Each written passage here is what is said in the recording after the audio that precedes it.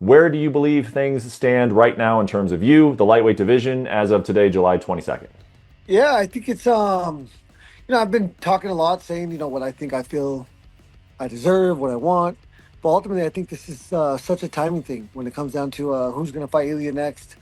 I think I'm one of I thought two, but now three. With Max having a big win, it's me, Armin, or Max. I would assume that has to fight him if he's going to fight this year. If he's not going to fight this year, then who knows what's going to happen. But for me, I've said my piece, and now I just feel like I need to train, work out, and I'm gonna fight these. All of these guys are really good. I'm fighting the best guys in the world, so I know that's gonna be something that's a challenge that I'm gonna have in the future. And I hope it's Ilia. I hope it's in November. I hope it's in Madison Square Garden.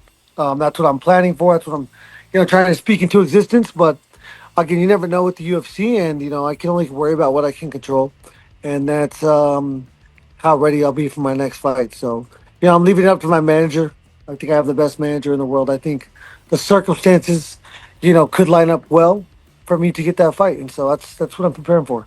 You stressing about it at all? Like, is it hard not to think about it, to know No, I exactly mean, what you feel like you're deserved? Is it tough not to feel like yeah, entitled to something here? I mean, of course, but again, I have to really, be considerate from all perspectives. I think, obviously, from my perspective, I'm biased. I want them to pick me. I want to be the guy that they pick. But there's other guys out there that have the same feelings, same desires. So I think I control what I can control. I mean, I think I've been the most consistent guy that's ever fought for this company, Yeah. the most exciting. I've stuck around. Unfortunately for them, I have fought for the belt three times, but I'm still here. I'm still in the top five. I'm still competing with the best guys in the world. And while I'm doing that, that I'm only doing that to fight for the championship fight. And I'm not going to take fight again. I don't want to harp on the whole I did the max thing for them. Yeah. I don't want to sound like a resentful, employee, which we're not employees, but contractor. I don't want to sound like a resentful contractor. I want to again the platform they've given us is huge. The opportunities I've got to play golf with some of the biggest athletes in the world is huge, and that's probably half of the part because of the platform that the UFC gave me. So I'm just enjoying this life. Every day's a weekend for me. I get to spar today. Feels like a Friday or a Saturday because get to get punched in the face. Do some cardio, and then probably make it onto a golf course. So You still I enjoy, have nothing to complain about. yeah, you still enjoying all of that as much as you always have, huh? Like the sparring still gets you up. It's still enjoyable for you. The workouts, everything else. Like, is it still what you love to do? Is to get in the gym and train martial arts? That passion is still there as much as it's always been. Yeah. I think the passion is as strong as it's ever been. My desire to compete is as strong as it's ever been. I think my athletic ability. Obviously, I'm going to be the last one to admit that I've lost a step, but I do not believe I've lost a step in any way, shape, or form. I think the game that we play is absolutely insane. I think you have to be prepared and you have to put yourself in positions to be great. Um, and in this sport, that means showing up, putting yourself in these big fights, which I've done consistently, and I'm hoping to do that again and then do something amazing. Best case scenario, best chapter of my book. If it happens, I will believe this is a simulation, but I beat Topuria this year, defend it against Holloway on the White House lawn, and retire with the BMF and the championship belt. Yeah, that would There's no be better way for me to write it, but I'm a little biased, like I said. that. You were in attendance right there, front row for Ilia Topuria versus Charles Oliveira. What did you think was going to happen, and then what takeaways did you have? Like, what was your reaction to what happened on that night? Yeah, yeah. I mean, see, you'd be amazed how many times people ask me what I think's going to happen, and like they really think that I'm going to have some kind of insight. I really have no clue what's going to happen in any of these fights. Same with Holloway and Poirier this weekend. This sport is so insane, and I'm so happy that we can't bet on sports because I am wrong way more than I'm right. And yeah, I didn't have a pick. I was interested to see how the size, would transfer over to lightweight. And yeah, kid looks really really good. Really dangerous. His 2-3 is probably the best one that we've seen, definitely this decade. But Yeah, it's special. He's got really, really good footwork, really good position, and confidence is such a huge factor. And with the confidence he has right now, and the momentum, which is also huge factor, is huge. So to fight a guy like that, to steal momentum from him early is important. And yeah, he's dangerous. He's dangerous, and he likes to fight. So it's I think it's a great matchup for anybody. I think obviously they want to keep Armin away from him because Armin's boring. Nobody wants to watch Armin fight anybody. And then outside that, Holloway's now obviously they fought before. I think Holloway at 155 is a different animal. And maybe Topuria is too. So I'm excited that these guys have come up to lightweight and made the most exciting division in the world more exciting. Mhm. They're both Holloway and Poirier or Topuria, both huge names coming up, and that weight is transferring over well. Their speed is dynamic and faster than what we're expecting and expected, and it's something that we're gonna have to get ready for. Yeah, when you say his 2-3 is the most dangerous or the best one that you've seen in like a decade, that to me is like interesting because, and it's what makes boxing and mixed martial arts and really all sports like it's that's what makes it fascinating. Is you would think of a 2-3 as something fairly simple. Throw a 2-3. What about his makes it look so dangerous? Why is it the best one you've seen in the last Yeah, decade? well, I said it. I also said that his footwork and his position. I mean, those are the things that set up and put you, give you the ability to deliver shots like that. Not only is he in position to throw those punches, but he's also in position to take punches. Just like we saw him catch that elbow, in the middle of that combination. But his shots were more effective because he was, kind of more expecting it and then in position to take that shot and deliver that shot. Uh, yeah, I mean, the battle. I mean, he's in good position all the time, so it's gonna be a battle of footwork. Trying to control his feet, trying to control range, and Oliveira. As we all know, it does get hit a lot, and can be said for a lot of us.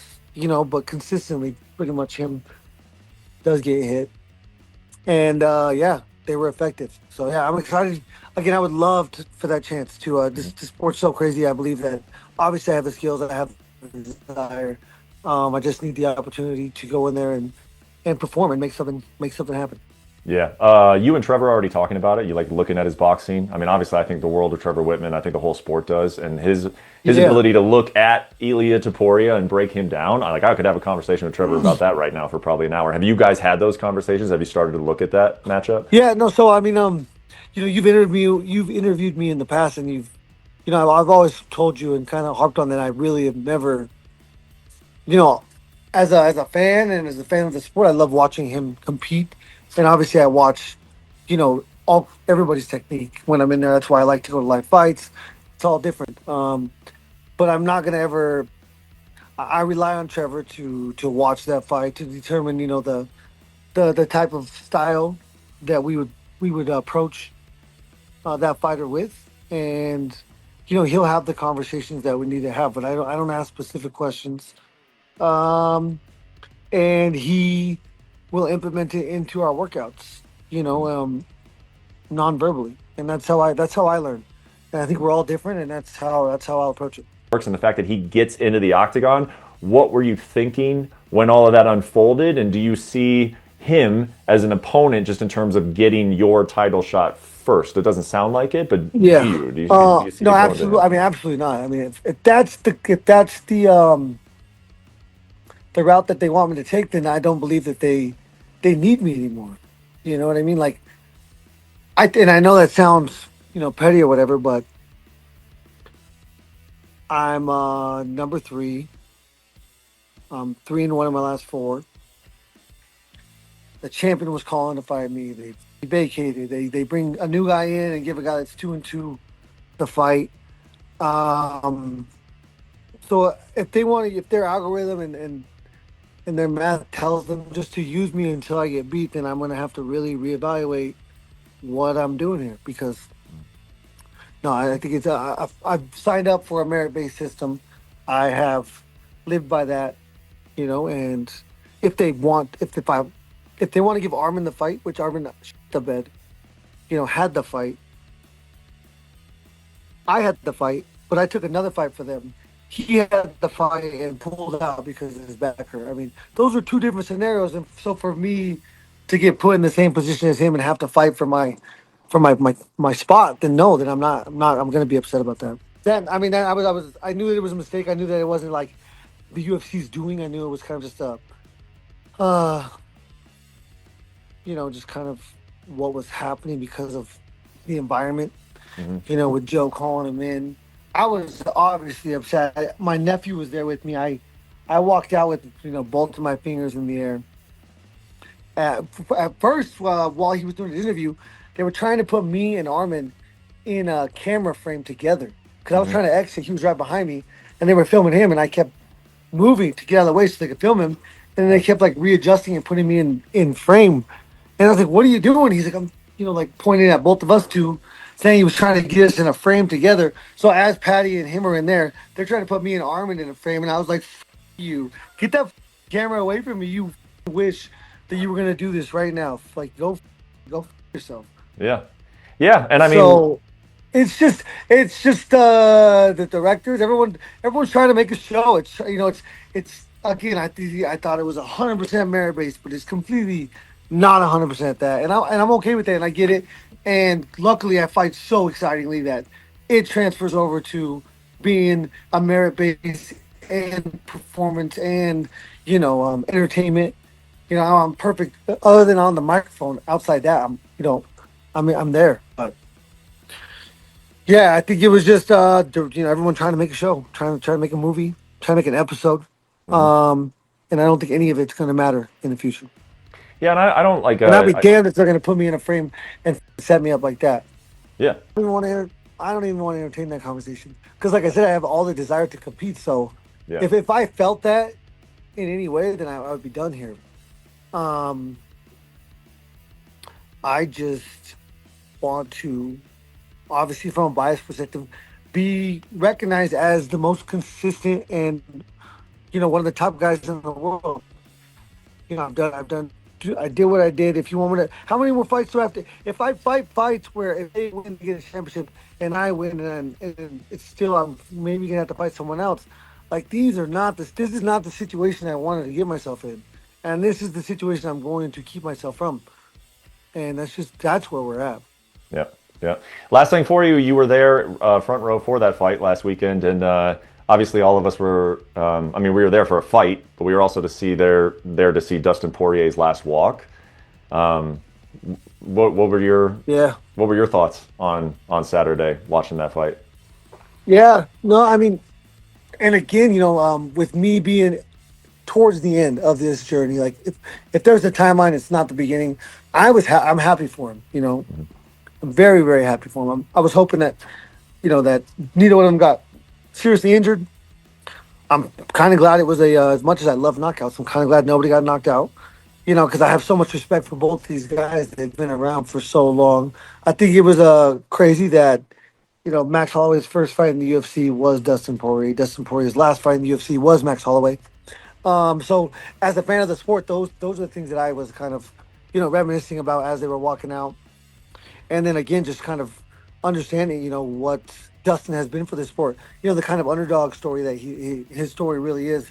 To come in at, he couldn't have been more than 22, 21, 22 years old. To come in there, to start at the bottom of the pay scale when nobody was getting paid, when really nobody was getting paid nothing. He's probably making $3,000, $4,000 back then if he lost. Yeah. Um,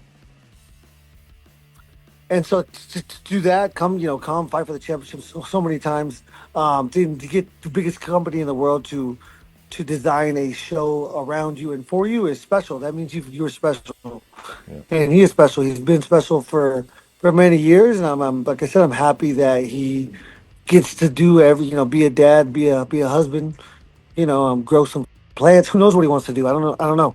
Hmm. But live life and enjoy life without every 3, 4, 5 months having to be the most um what is it?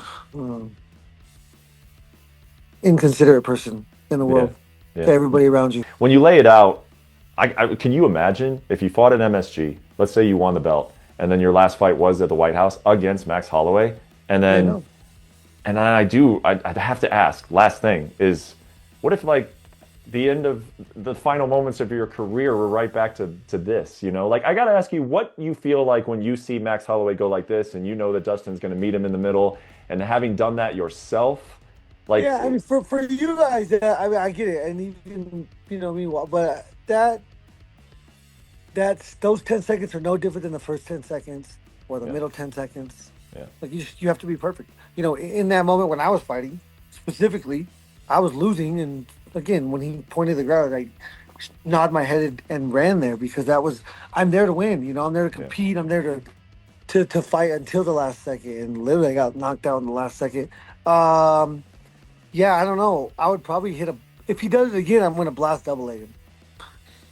Yeah, because he's so dangerous then. Yeah, yeah, He's lucky. Yeah, I mean, he's dangerous all the way around. I mean, the kid is different at 55. I mean, his power really translates over. Had him on skates multiple times. His 4 or 5 punch combinations are really, really effective. So it's cool. yeah. I'm really excited. If they were offering me that fight right now, I would take that because anytime I get a chance to fight somebody that beat me, I want that. Mm. But again, we're gonna see what the timing is, and what route the UFC wants to go, and then we'll see what's up.